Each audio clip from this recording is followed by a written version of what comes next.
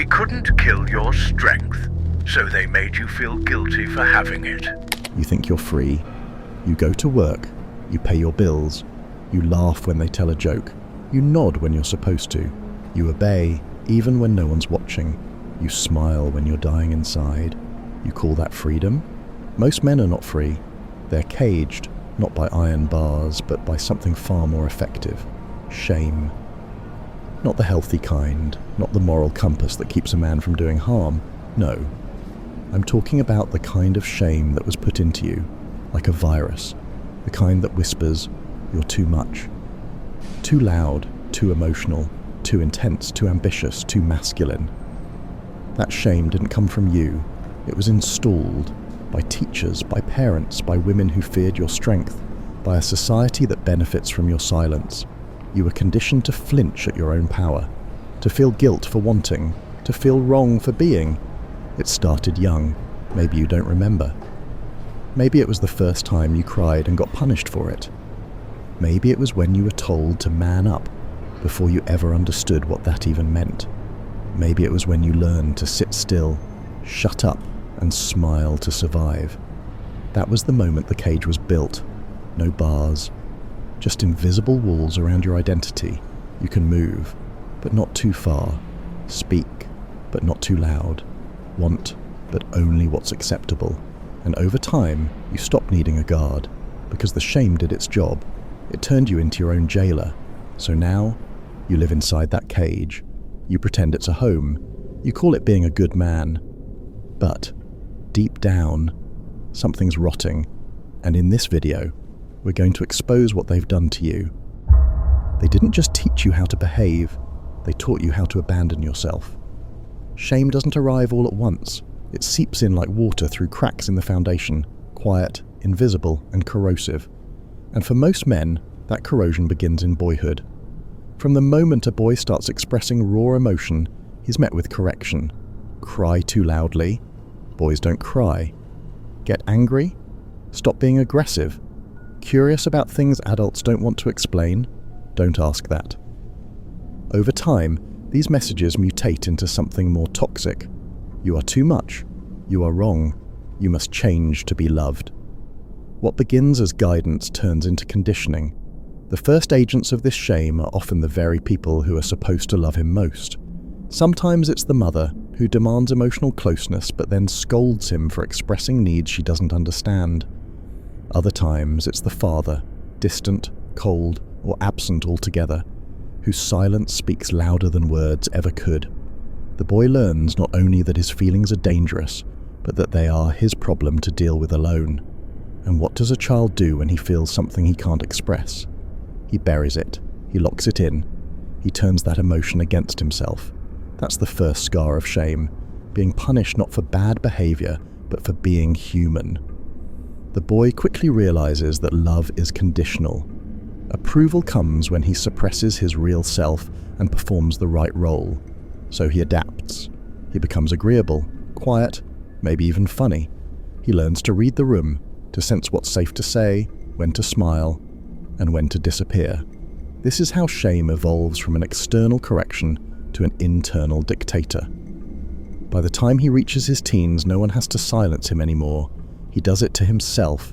He begins to believe the lie. My value depends on how well I can hide who I really am.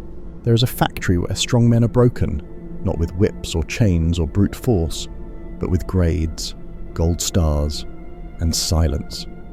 From the moment a boy enters the school system, he is under quiet assault, not by bad teachers, not by angry classmates, but by a culture that rewards submission and punishes instinct. He is trained to sit still when his body wants to move. He is taught to speak only when spoken to memorize, to obey, to never question the lesson, even when it doesn't make sense. By the time he's in 3rd grade, he already knows the rules. Be quiet. Be nice. Don't show anger. Don't show pain. Don't make anyone uncomfortable with your truth. Don't make waves. Masculine energy is labeled a problem, a behavioral issue, a thing to be managed with pills, diagnoses, or isolation. The system never tells him, your rawness is power. It tells him, your rawness is wrong. And so, the boy begins to split.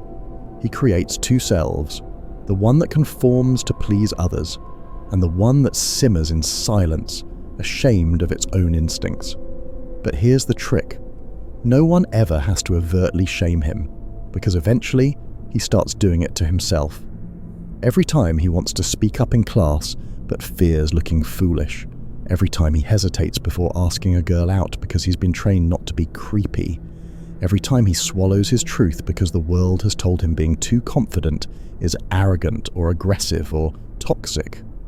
Shame doesn't scream at him, it whispers, it calculates, it walks beside him in the hallways, it becomes a second voice in his head and a heavy hand on his shoulder.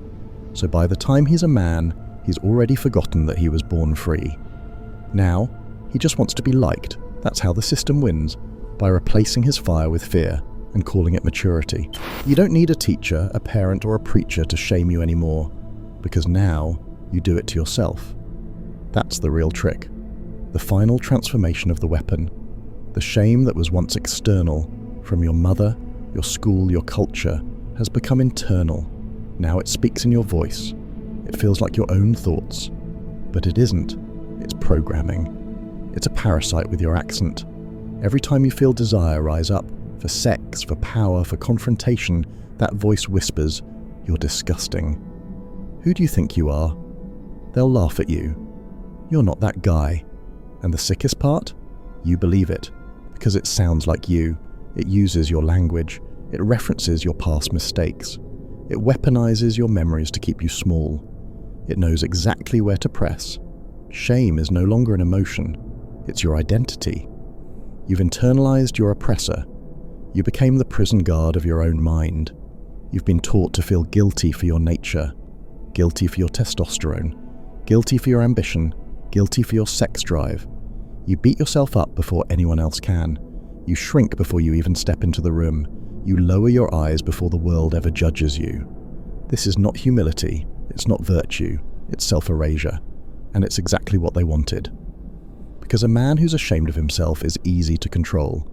He won't fight, he won't rise, he'll apologize for wanting more. You think you were rejected because you weren't good enough. You think she walked away because you weren't charming, rich, tall, or bold enough. But that's not what she smelled on you.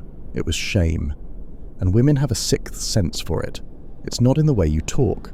It's in the hesitation between your words. It's not in your posture. It's in the stiffness you use to hold back your truth. It's not your looks, your income, or your status. It's the invisible guilt you carry for being a man. You were taught to apologize for your masculinity before you even knew what it was. So now, when you want her, you shrink. When you desire her, you hesitate. When she tests you, you flinch. And she doesn't know why she's not attracted to you anymore. But she feels it. She feels that you want her approval more than you want her. She feels that your masculinity is neutered by fear of offense. She feels that you're afraid to be rejected, because rejection would confirm what you already believe about yourself, that you're not worthy. And the sad part is, you're not trying to manipulate her. You're trying to please her, to do the right thing, to show that you're a good man. But here's the bitter truth.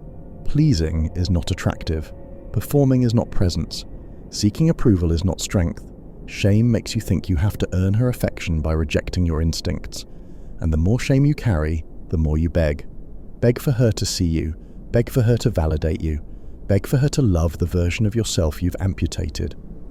But women are biologically tuned to trust strength, not self-neglect.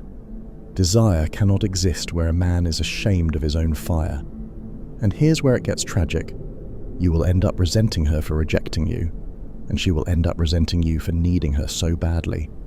All because shame made you believe you had to play small to be loved. There is a quiet suffering that most men carry, and they carry it alone. On the surface, they may appear composed, functional, even successful. But behind their eyes, there's a storm of guilt, regret, and inadequacy they don't dare speak out loud. This is the cost of unspoken shame. It doesn't scream, it whispers, it doesn't attack, it erodes. Like water wearing down stone, shame works in silence. It doesn't need to be visible to be devastating. And it doesn't always come from doing something wrong. Often it comes from simply being who you are. You feel shame for being angry, you feel shame for being sexual, you feel shame for needing rest, for wanting more, for saying no. And when you can't express it, you numb it. This is why so many men hide behind addiction. Porn, alcohol, work, the gym. It's not the pleasure they're after, it's the anesthesia.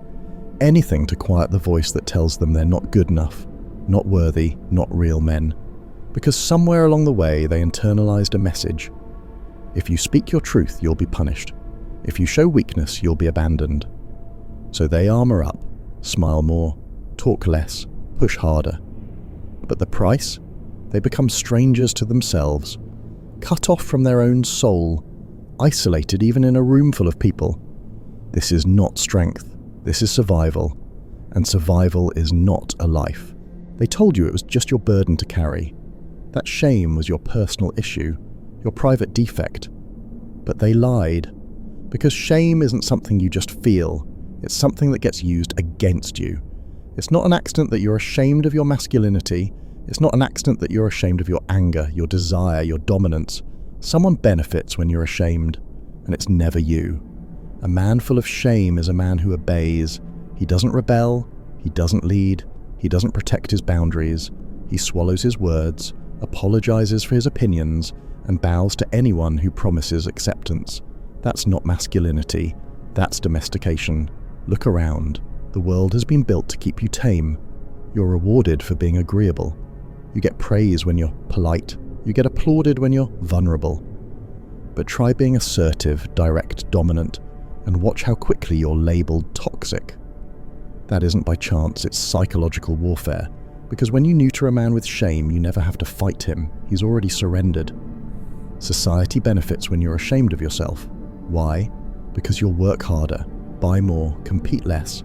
You'll become the perfect consumer, the perfect employee, the perfect servant to systems that see you as disposable. Women benefit too, not the healthy ones, but the manipulative ones. A man who's ashamed of his desires is easy to control. He's scared to take the lead. He asks for permission. He begs for affection. He lives to please. And the moment he says no, they reach for that old weapon. You're selfish. You're not a real man. You have anger issues. You're dangerous.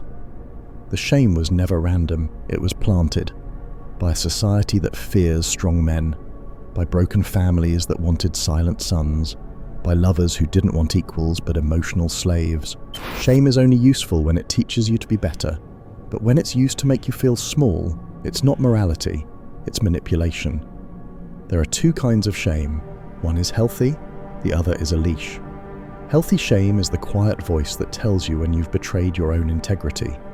It shows up when you've lied, hurt someone, or acted beneath your own values. It's not there to punish you. It's there to correct you. It's part of your inner compass. It keeps you human. But what most men carry isn't that. It isn't correction. It's corrosion. Weaponized shame is the shame you feel simply for being who you are. It's what you internalized when you were punished for being too loud, too ambitious, too sexual, too honest, too masculine. This shame wasn't teaching you to be better. It was teaching you to obey. Obey the system. Obey your mother. Obey the cultural code of harmless men. Weaponized shame is a psychological neutering. It trains men to fear their instincts. It tells you that your desire is dangerous, that your anger is toxic, that your ambition is selfish, that your strength is threatening, and so you shrink. You shrink yourself to be accepted. You lie to yourself to be approved of. You apologize for needs you were born with. You mistake being liked for being good. But here's the bitter truth. Weaponized shame isn't about helping you become better. It's about making you easier to control. And until you learn to tell the difference between guilt for wrongdoing and shame for existing, you will never be free. You will keep betraying yourself to please the people who benefit from your obedience. You were never meant to be tame, but shame has been acting like a leash around your soul, pulling every time you get too close to your truth. And the worst part? You started tightening that leash yourself. They told you your anger was toxic, your desire was dangerous, your confidence was arrogance. So you did what all well-trained men do. You hid it, you swallowed it, you turned it inward, hoping that being agreeable would make you lovable. But it didn't. It just made you forget what power even felt like. Emotional immunity is the antidote. It's not numbness. It's not indifference. It's the ability to feel everything and still choose power. Shame tells you to shrink. Emotional immunity tells you stand. And standing doesn't mean yelling. It doesn't mean fighting back. It means you no longer flinch when someone disapproves of you. It means you no longer look for permission to speak, to lead, to take. Because once you stop internalizing their shame, you stop needing their approval. You stop being a slave to their comfort zones. You stop over-explaining, over-apologizing, over-analyzing. You become still. You become clear. You become dangerous, not because you harm others, but because you can no longer be controlled by guilt. This is rebellion, not the loud kind, the quiet kind that happens inside a man who finally realizes he was never broken. He was buried. And now he's digging himself out, not with rage, but with truth. And truth is immune to shame. So here we are. At the edge of the cliff you've been circling your entire life. You've been made to believe that shame is your compass, that guilt is your conscience, that discomfort means you're wrong. But what if that feeling in your chest wasn't weakness, but awakening? What if your shame isn't proof that you're broken, but evidence that you were conditioned to feel broken for wanting power? Shame is not your inheritance, it's not your identity. It was handed to you by those too afraid to face their own reflection, by those who needed you beneath them to feel tall, but not anymore. If you've heard anything in this video that hit you like truth, not comfort, but truth, then here's your invitation. Write one sentence in the comments that your younger self needed to hear. Say it out loud. Let the algorithm echo your rebellion. And subscribe if you're done being caged by the shame that never belonged to you in the first place. You don't need permission, you never did.